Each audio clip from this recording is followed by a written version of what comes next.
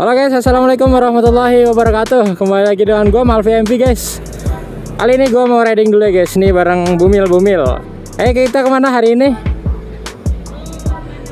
Kemana-mana. Kemana-mana. Hati kamu jangan kemana-mana ya. Ya. Oke, kita riding dulu guys. Nah, ini posisinya lagi di Moi nih guys. Moi ini. Ini kalau dari sini ya, lihat jalanan dari sini cakep-cakep. Oke kita guys, lanjut lah. Ayo. Oke, bismillahirrahmanirrahim. Bismillahirrahmanirrahim ya. Ayo. Kita lanjut riding guys bareng Malvi MP. Gimana kabarnya teman-teman semuanya? Semoga dalam keadaan sehat selalu ya guys ya. Gua pengen ngebahas sesuatu topik guys. Ya, langsung aja ke intinya ya. Jadi kemarin tuh tentang video gue soal motor CBR lokal ini ya. Ada yang komen gitu ya guys ya. Ada yang komen kayak gini. Kalau yang gue baca, gue tangkap begitu. Pertanyaannya tuh, bang, dia tuh kepengen beli motor CBR lokal kayak gue. Cuman dapat berita, dapat info katanya motor CBR itu susah dinetralin gitu ya. Pertanyaan dia kayak gitu. Apa emang benar? Terus cara ngobatinya gimana biar nggak susah dinetralin kalau di lampu merah gitu ya guys. Ya oke, sekarang gue jawab sebisa gue aja ya. Karena kemarin juga gue habis dari bengkel CBR El Rafihan ya, yang di Tanjung Priok yang di Semper itu. Jadi kemarin gue cerita-cerita ke suhunya motor CBR gitu ya, yang udah biasa megang bertahun-tahun lah motor CBR gitu. Oke, ini ada bapak TNI lagi mau bertugas kayaknya naik mobil. Ntar dulu, macet guys, macet anjay. Ntar dulu. Oke, jadi gua kemarin dapat pencerahan juga dari beliau ya. Jadi jawabannya tuh seperti ini. Kenapa motor CBR lokal ini terkadang ya susah dinetralin atau dioper gigi pas lampu merah apalagi gitu ya. Kenapa gitu? Penyebabnya ada beberapa macam gitu ya guys. Ada beberapa faktor ya yang menyebabkan motor kopling itu susah dinetralin di lampu merah gitu, ataupun dioper gigi itu agak susah gitu. Yang pertama adalah cek tahun motor ya. Oke, yang pertama, yang nomor satu nih, cek tahun motor. Kalau motor CBR lokal ini kan keluaran tahun 2015, 2014 juga ada ya. Oke, kita putar balik dulu. Ada yang, kalau motor gue ini tahun 2015 guys, keluaran tahun 2015, sedangkan sekarang tahun 2023 guys. Otomatis sudah 8 tahun ya, 8 tahun berjalan gitu ya guys. Itu emang udah wayahna, udah waktunya, emang udah umurnya usia 8 tahun tuh bukan waktu yang pendek gitu ya.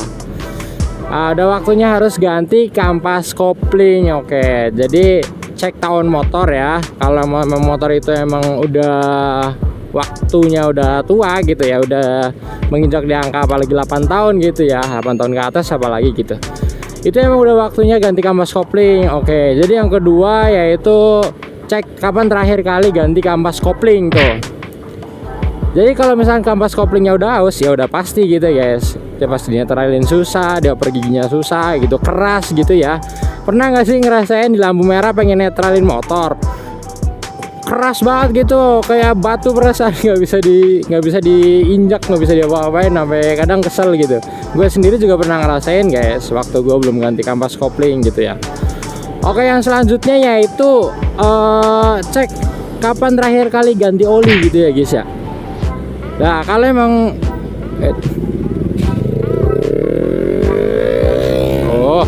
iya nih ya. Kapan terakhir ganti oli ya guys ya? Karena oli yang bagus atau oli yang pergantian oli yang tepat itu bisa juga mempengaruhi itu ya, tingkat kesulitan atau dalam mengganti gigi atau mengoper gigi gitu ya. Kalau misalkan teman-teman ganti olinya tuh rutin ya, misalkan udah biasanya sebulan sekali atau ya 2 bulan sekali gitu, tergantung perjalanan juga. Kalau emang PP tiap hari jalan jauh ya sebulan sekali gitu ya. Kalau gue biasanya per 2000 km guys, karena itu udah setelan gue biasanya 2000 km menurut gue waktu yang pas buat ganti oli lah. Oke, kita slip dulu. Jadi kalau misalkan teman-teman semuanya belum ganti oli sama 3 bulan sampai 5 bulan belum ganti-ganti oli, terus nanya kayak gitu, ya nggak cocok aja gitu lur. Kecuali teman semuanya udah ganti oli terus masih aja giginya susah dinetralin gitu ya, itu wajar ditanyain. Kalau misalnya belum ganti oli, udah setengah tahun belum ganti oli, ya jangan tanya kayak gitu guys. Udah pasti persoalan netral susah tuh, udah pasti gitu ya. Buset. Oke, yang selanjutnya yaitu adalah setelah ganti oli udah, setel apa namanya tadi, kampas kopling udah. Yang selanjutnya yang membuat persoalan yaitu setelan kopling ya. Kalau misalkan setelan koplingnya belum pas, pasti itu buat dinetralin susah gitu giginya guys. Yang dimaksud setelan kopling tuh apa sih? Ini nih, ntar gue pegang nih di sini guys. Ini ada setelan kopling ya, kayak ada baut-baut gitu ya. Ini setelan koplingnya ada yang di tuas koplingnya yang sebelah kiri sini. Ada juga setelan kopling yang di blok mesin sebelah kanan gitu ya guys. Jadi ada dua setelan kopling. Dan kalau misalkan teman-teman semuanya biasa pakai setelan kopling pendek, setelan kopling pendek, gue sekarang lagi pakai setelan kopling pendek nih, karena gue masih enak-enak aja netralin gitu ya. Kalau misalkan pakai setelan kopling pendek tuh kurang cocok sebenarnya kalau buat motor yang susah dinetralin gitu ya guys ya. Jadi usahakan kalau misalkan mengalami susah dinetralin motornya gitu ya, coba pakai setelan kopling yang jauh gitu ya, yang bukaannya tuh jauh gitu setelan koplingnya. Karena kalau pas lagi pendek, kalau pas pakai setelan kopling pendek gitu ya, kalau kondisi motor udah panas banget itu susah emang dinetralin. Karena yang terjadi di saat setelan kopling pendek tuh, kabel koplingnya tuh memuai gitu ya. Jadi kayak memuai gimana sih? Ini setelan kabel koplingnya tuh bekerja lebih keras lah gitu kan, karena setelan kopling pendek gitu. Jadi memuai, yang akhirnya akibatnya gigi tuh berasa dioper tuh jadi keras gitu, apalagi dinetralin gitu ya guys ya. Kurang lebihnya seperti itu. Jadi alangkah lebih baiknya dicoba pakai setelan kopling jarak jauh dulu, setelan kopling jauh. Terus selanjutnya yaitu bisa jadi dari kabel ya, dari kabel koplingnya emang udah seret gitu, emang udah harus ganti kabel kopling. Soalnya gue juga dulu pernah pakai motor jadul ya, pakai motor GL gitu, GL Pro. Gue dulu pernah memakai GL Pro guys. Di mana tuh yang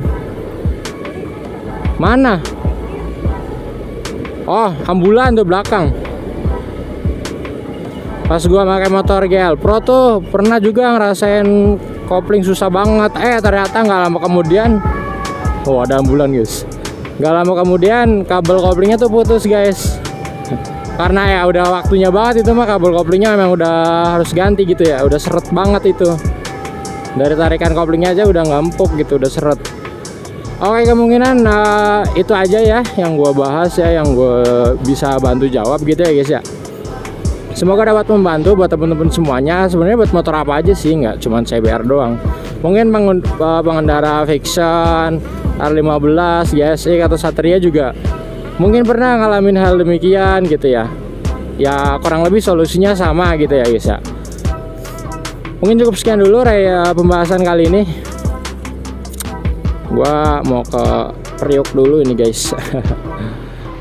Terima kasih yang udah selalu menonton ya guys ya. Jangan lupa jika teman-teman semuanya suka dengan video ini, like dan subscribe ya. Waduh, angkot. Jangan lupa like dan subscribe, komen ya guys ya, untuk membantu channel Malvi MV supaya lebih cepat berkembang. Oke. Terima kasih buat teman-teman semuanya. Malvi MV pamit undur diri, bareng istri pamit undur diri.